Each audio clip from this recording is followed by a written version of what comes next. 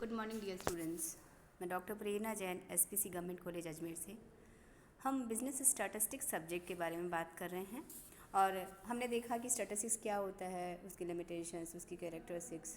उसके बाद next lecture जो प्रैक्टिकल के पॉइंट ऑफ से इम्पॉर्टेंट था, जो आगे यूज़ होगा, उसमें आया कि हम जब डेटा का कलेक्शन करते हैं तो हमें डिसाइड करते हैं कि जो डेटा होगा वो प्राइमरी सोर्स से आएगा, यानी प्राइमरी डेटा होगा, या सेकेंडरी डेटा होगा।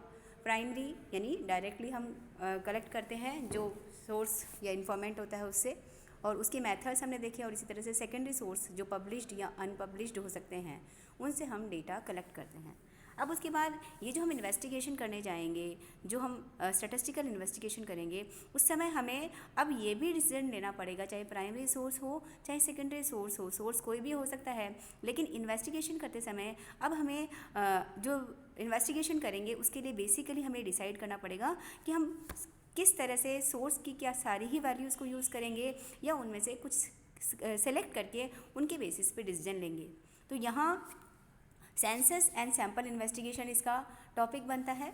सेंसस मीन्स यूनिवर्स या पॉपुलेशन, यानी हम ये कह सकते हैं कि जिस पे भी इन्वेस्टिगेशन करना है, जिस पे भी हमें स्टैटिस्टिकल टूल्स लगानी हैं, किसी भी इन्वेस्टिगेशन एरिया की जितनी भी इकाइयाँ होती है, सारी की सारी इकाइयाँ हैं, उन इकाइयों के समूहों को हम समग्र कह सकते हैं, यानी aggregate of all items falling within the scope of inquiry is called universe, right. यानी सारी ही इकाइयाँ अगर यूज़ करते हैं आप, तो आप कहेंगे कि आप यूनिवर्स पे काम कर रहे हैं, या आप पॉपुलेशन पे काम कर रहे हैं। तो सारी ही इकाइयों के समूह को यहाँ पर समग्र कहा जाता है।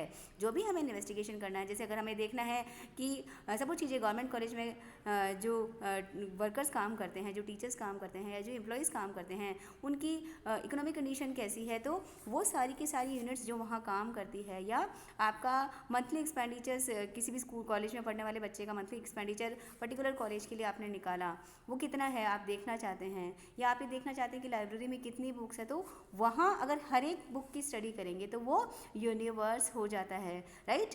पहला चीज़ हो गया यूनिवर्स या पॉपुलेशन। ये जो यूनिवर्स या पॉपुलेशन होते हैं वो दो टाइप के हो सकते हैं। एक होता है फिनाइट यूनिवर्स और दूसरा होता है इनफिनाइट यूनिवर्स, या रियल या हाइपोथेटिकल यूनिवर्स भी हम इसको बोलते हैं, राइट। यानी फिनाइट और इन्फिनाइट, ठीक है, रियल और हाइपोथेटिकल यूनिवर्स के बारे में बात करेंगे। तो पहले लेते हैं फिनाइट। फिनाइट मतलब जितना भी हम समग्र के बारे में बात करें हैं, अगर वहाँ पे उस यूनिवर्स में, उस समग्र में अगर आने वाली इकाइयों को, जिनको निश्चित संख्या में गिना जा सकता है या मापा जा सकता है, जैसे कॉलेज में बीकॉम सेकेंड ईयर में पढ़ने, जीसीए कॉलेज में, गवर्नमेंट कॉलेज में बीकॉम सेकेंड ईयर में पढ़ने वाले बच्चे कितने हैं, तो उन आपकी संख्या को हम क्लियरली मेजरमेंट कर सकते हैं। तो अगर यूनिट्स को क्लियरली मेजर किया जा सकता है, उनकी संख्या को निश्चित किया जा सकता है, तो वो फिनाइट यूनिवर्स हो जाता है, राइट। उसके बाद दूसरा हम ये कह सकते हैं कि इसका जस्ट अपोजिट हो गया इन्फिनाइट यूनिवर्स, यानी अगर आपके पॉपुलेशन में आने वाली इकाइयों की संख्या अनिश्चित है। जैसे अगर आप गिने कि आपके सिर में बाल कितने हैं, या आसमान में कितने तारे हैं, या पेड़ पे कितनी लीव्स हैं, तो पॉसिबल ही नहीं है, तो वो जो यूनिवर्स हमारा हो जाता है उसे कहेंगे इनफिनाइट यूनिवर्स, ठीक है। तो फिनाइट यानी परिमित हो सकता है, या अपरिमित समग्र हो सकता है। और इसी तरह से यूनिवर्स को हम और क्लासीफाई करें तो हम ये कह सकते हैं कि यूनिवर्स रियल हो सकता है या हाइपोथेटिकल हो सकता है, यानी वास्तविक यूनिवर्स हो सकता है, वास्तविक समग्र हो सकता है, या काल्पनिक समग्र हो सकता है। वास्तविक समग्र का मतलब अगर जिस यूनिट पे काम करना है वो अगर एक्चुअल में वहाँ पे प्रेजेंट है, जैसे भारत में कितने लोग रहते हैं, या बुक में कितनी पेपर्स हैं, तो अगर एक्चुअल में वो चीज़ अगर आपको अवेलेबल है तो वो रियल यूनिवर्स हो जाएगा। और काल्पनिक समग्र यानी हाइपोथेटिकल समग्र होगा, जिसके अंदर सिर्फ आप कल्पना के बेसिस पे, आप जैसे आप कहेंगे कि अगर आप सिक्का उछालते हैं तो हेड आएगा या टेल आएगा, वो संख्या बनाएंगे, तो वो जो बनेगा वो हमारा काल्पनिक समग्र हो जाता है। तो यूनिवर्स के टाइप्स हो गई है। उसके बाद जब हम इन्वेस्टिगेशन करने जाएंगे तो इन्वेस्टिगेशन के अंदर हमारे पास दो तरह के मेथड होते हैं। एक होता है संगणना अनुसंधान, जिसे कहा जाता है सेंसस इन्वेस्टिगेशन, जिसमें ईच एंड एवरी यूनिट से सूचना इकट्ठी की जाती है, वो सेंसस इन्वेस्टिगेशन होता है। और अगर यूनिवर्स में से कुछ यूनिट्स आप निकाल लें, उन यूनिट्स के बेसिस पे यूनिवर्स का अनुमान लगाएं तो उसे सैंपल इन्वेस्टिगेशन कहते हैं। तो मेथड्स ऑफ कलेक्टिंग डाटा या मेथड्स ऑफ इन्वेस्टिगेशन दो तरह के हो गए। पहला हो गया हमारा सेंसस इन्वेस्टिगेशन, यानी अनुसंधान क्षेत्र की सभी इकाइयों की विस्तृत सूचना अगर आप प्राप्त करते हैं। जैसे आप देखना चाहते हैं कि भारत की जनसंख्या कितनी है, तो हर एक पर्सन को गिनेंगे आप, या प्रोडक्शन पर्टिकुलर सीजन में गेहूं का कितना प्रोडक्शन हुआ है, या इंडिया के इंपोर्ट्स या एक्सपोर्ट्स कितने हैं, राइट। तो वो हमारा सेंसस इन्वेस्टिगेशन हो जाता है। डिटेल इन्फॉर्मेशन आपको मिलेगी, रिलायबल होते हैं ये, और लेकिन इतना ज़्यादा अगर आप बहुत बड़ा काम करना चाहते हैं तो अगर इतनी इन्फॉर्मेशन को आप कलेक्ट करेंगे तो उसमें वही टाइम, लेबर या मनी का भी एक्सपेंडिचर होगा, और लिमिटेड इसकी यूटिलिटी होती है। सैंपल इन्वेस्टिगेशन जस्ट अपोजिट हो जाएगा कि हमारा आजकल ज़्यादातर काम सैंपल या इसी विधि से सैंपल इन्वेस्टिगेशन मेथड से ही किए जाते हैं, क्योंकि हम ये मान के चलते हैं कि अगर पॉपुलेशन में वो क्वालिटीज़ हैं तो उसमें से जो सैंपल निकाले हैं उसमें भी वो की वही क्वालिटीज़ होगी। तो यूनिवर्स में से कुछ इकाइयाँ सेलेक्ट कर ली जाए और उसके बेसिस पे यूनिवर्स के बारे में डिसीजन लिया जाए। आप अपने घर में मम्मी को देखते होंगे कि जब वो चावल बनाती है या कोई भी चीज़ बनाती है इस तरह की, तो अगर वो एक दो दाने निकाल के ही देख लेती कि वो पक गए नहीं पक गए, और उसके बेसिस पे वो डिसीजन लेती है कि चावल पक गए हैं। डॉक्टर हमारे खून का जरा सा सैंपल लेता है, उसके बेसिस पे हमारे जो ब्लड का स्ट्रक्चर है उसके बारे में डिसीजन लिया जाता है। फैक्ट्रीज़ में अगर काम होता है तो कुछ यूनिट्स चेक करी और उसके हिसाब से हम पता कर लेते हैं कि भाई यूनिट्स की जो क्वालिटी है वो कैसी होगी। तो हम ये कह सकते हैं कि सैंपल हम करेंगे तो सैम्पलिंग इम्पॉर्टेंट यहाँ पर हमारा थोड़ा डिटेल पार्ट बन जाता है। सेंसस में तो सिंपल ही है कि सभी की सूचना लेनी है, लेकिन सैम्पलिंग अगर हम करेंगे, कुछ को चूज़ करेंगे, तो नेक्स्ट आता है कि चूज़ किसे करेंगे, चूज़ किस तरीके से किया जाता है। तो चूज़ करने के लिए आपको पहले अपना पर्पज ऑफ सैम्पलिंग देखना पड़ेगा कि आपके पर्पज क्या है या बेसिस क्या है, उसको आपको डिसाइड करना पड़ेगा, और उसके आधार पर अब आप डिसीजन लेंगे कि सैम्पलिंग के हम कौन सी टेक्निक यूज़ करेंगे। तो सैम्पलिंग की टेक्निक यूज़ करने के लिए हम ये कह सकते हैं कि बेसिकली दो तरह के मेथड्स हैं।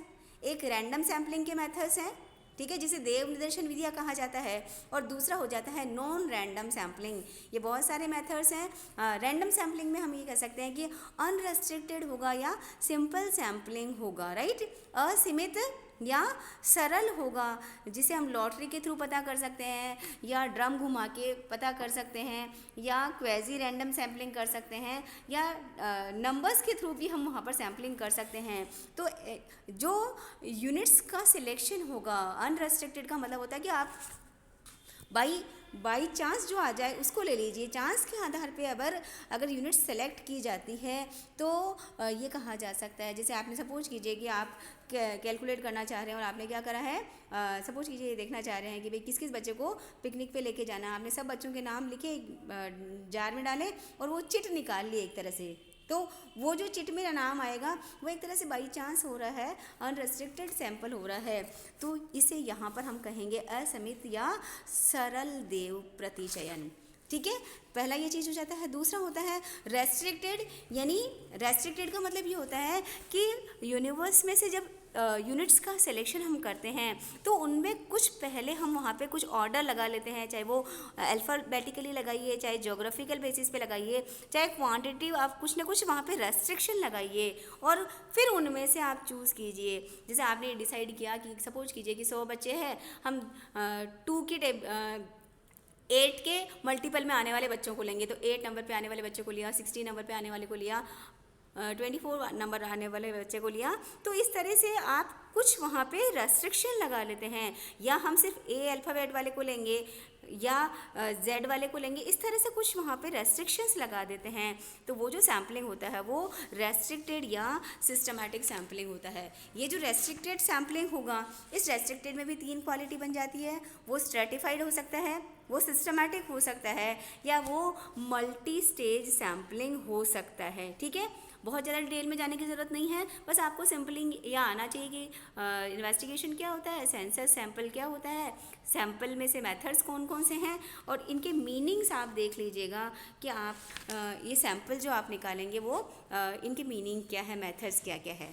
जब नॉन रैंडम सैम्पलिंग की बात करेंगे तो यहाँ पर हम ये कह सकते हैं कि ये पर्पजिव सैम्पलिंग हो सकता है, कोटा सैम्पलिंग हो सकता है, कन्वीनियंस के बेसिस पे सैम्पलिंग हो सकता है, क्लस्टर का हो सकता है, या आप ये कह सकते हैं कि सीक्वेंशियल सैम्पलिंग हो सकता है। यानी जब पर्टिकुलर हम अपने विचार के आधार पे समग्र में से उन इकाइयों का अपनी इच्छा से चयन करते हैं तो वो पर्पजिव सैम्पलिंग हो जाता है। यानी आप उसको चांस पर नहीं छोड़ते हैं, आप अपनी व्यक्तिगत मान्यता या आपकी इच्छा के आधार पर सैंपल्स को सिलेक्ट करते हैं तो उसे डेलिबरेट या पर्पजिव सैम्पलिंग कहा जाएगा।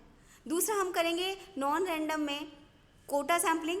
कोटा सैम्पलिंग में हम क्या करेंगे, जितना भी यूनिवर्स है उसे बहुत सारी क्लासेस में डिस्ट्रीब्यूट कर देंगे और वो जो क्लासेस डिस्ट्रीब्यूट करी हैं उनमें से जो हम कोटा डिसाइड करेंगे वो अपने विवेक के आधार पर उनमें से यूनिट्स को सेलेक्ट कर लेते हैं तो वो कोटा सैम्पलिंग हो जाता है। तीसरा कन्वीनियंस, बहुत ही आसान है कि ऐसी इकाइयाँ जो हमें लगे कि हाँ ठीक है इसको यूज़ करने से हमारा पर्पस सॉल्व हो जाएगा, उसके बेसिस पे अगर हम यूनिट्स का सिलेक्शन करते हैं, यूनिवर्स में से निकालना सैम्पलिंग है, यूनिवर्स में से कुछ को सेलेक्ट करना वो सैम्पलिंग है। ये मैं शुरू से आपको बता रही हूँ।